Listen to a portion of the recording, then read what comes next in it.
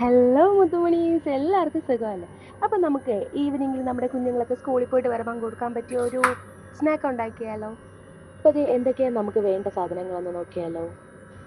ഇനി ഇതെല്ലാം ഒന്ന് അരിഞ്ഞും പൊടിച്ചൊക്കെ നമുക്ക് കൊണ്ടുവരാം.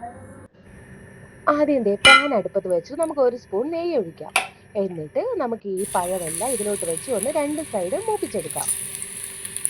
ഈ പഴം ഒന്ന് മൂത്ത് കഴിയുമ്പോഴത്തേക്കും നമുക്ക് ഇതിലോട്ട് ഇടിച്ചു വെച്ചിരിക്കുന്ന ശർക്കര ഇട്ട് കൊടുക്കാം. അത് കഴിഞ്ഞ് 2 മിനിറ്റ് അടച്ചു വെച്ച് വേവിച്ചതിന് ശേഷം മൂടി തുറന്ന് നമുക്ക് തേങ്ങ ചിരകിയത് ഇട്ട് കൊടുക്കാം. അതിന്റെ കൂട്ടത്തിൽ തന്നെ നമുക്ക് പൊടിച്ചു വെച്ച ഏലക്കായും പൊടിച്ചു വെച്ച കാഷ്നട്ടും ഇട്ട് കൊടുക്കാം. എന്നിട്ട് ഇത് നന്നായിട്ട് മിക്സ് ചെയ്ത് കൊടുക്കാം.